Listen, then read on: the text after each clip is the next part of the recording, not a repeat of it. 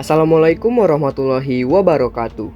Kembali lagi dengan saya, Maulana Kadafi Nur Rohim. Saya dari kelas 96 kelompok 4. Di sini ada yang tahu nggak nih, saya akan membahas apa? Nah, jadi saya akan membahas mengenai kasus bayar polisi. Mari kita simak bersama.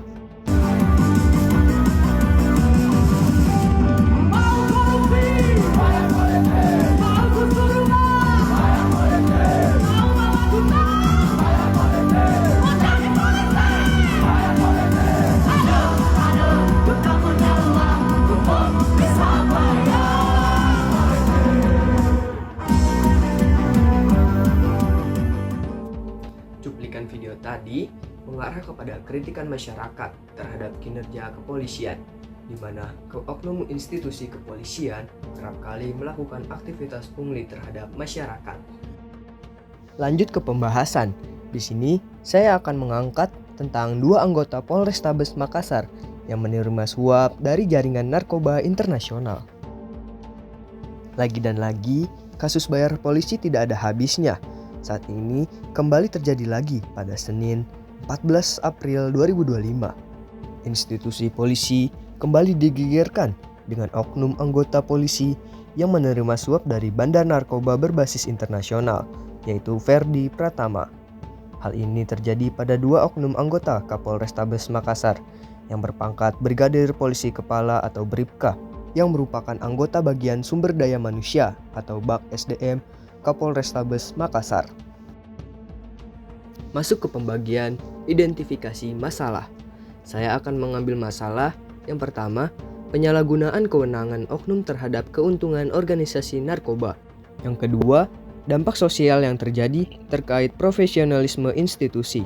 Dan yang terakhir, pengaruh yang mempengaruhi hal tersebut terjadi. Masuk ke permasalahan pertama, penyalahgunaan kewenangan oknum polisi terhadap keuntungan organisasi narkoba. Dua anggota polisi yang menyalahgunakan kewenangannya untuk kepentingan pribadi dan juga menguntungkan bagi organisasi narkoba internasional milik Ferdi Pratama.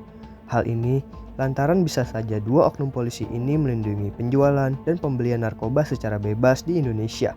Dengan adanya keuntungan tersebut, tentu akan merugikan nama baik institusi polisi dalam prospek kerjanya.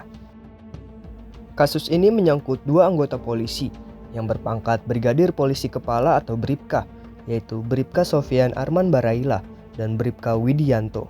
Hal ini lantaran kedua polisi tersebut menerima suap kasus narkoba dari jaringan bandar narkoba internasional, yaitu Ferdi Pratama. Masuk ke permasalahan kedua, yaitu dampak sosial yang terjadi terkait profesionalisme institusi. Dari kasus suap yang terjadi, dapat menyebabkan dampak sosial yang tidak bisa dianggap remeh. Lantaran, nama baik polisi akan terjadi krisis kepercayaan di hadapan mata masyarakat, di mana masyarakat tidak lagi percaya terhadap institusi kepolisian. Selain itu, dapat menyebabkan kerusakan citra institusi itu sendiri, sehingga dapat mengurangi efektivitas dalam penegakan hukum. Masuk ke permasalahan ketiga, yaitu pengaruh yang mempengaruhi hal tersebut bisa terjadi. Menurut Komisaris Besar Polisi, yaitu Arya Perdana, pada Senin 14 April 2025, hal tersebut bisa terjadi lantaran dua anggota oknum polisi tersebut menerima aliran dana untuk pengedaran narkoba, tidak lain tidak bukan dari organisasi Bandar Narkoba Internasional milik Ferdi Pratama. Selain itu, juga karena kelalaian di dalam internal Kapolrestabes Makassar dalam memeriksa aktivitas anggotanya. Dasar hukum, sanksi, etik.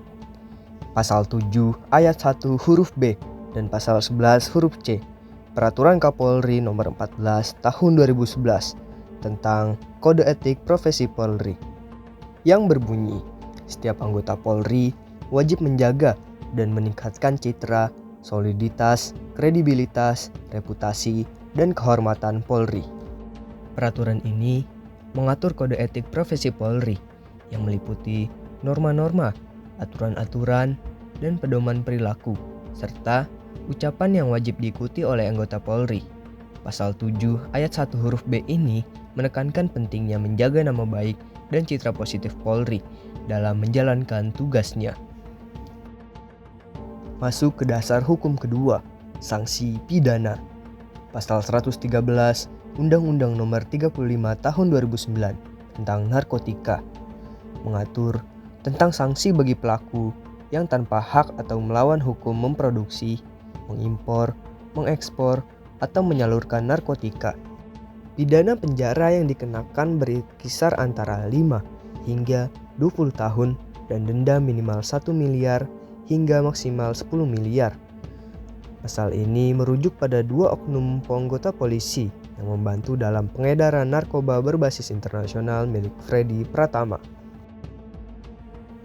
Kapolrestabes Makassar melalui Komisaris Besar Polisi Arya Perdana memilih solusi, yaitu dengan melakukan pemecatan terhadap 2 anak buahnya lantaran kasus suap tersebut dengan melakukan upacara pemberhentian dengan tidak hormat atau PDTH yang dilaksanakan di Mapolrestabes Makassar, Sulawesi Selatan pada Senin 14 April 2025. Upacara tersebut dilakukan secara terbuka dan disaksikan oleh anggota lain sebagai bentuk pembelajaran bagi anggotanya dalam mengambil langkah.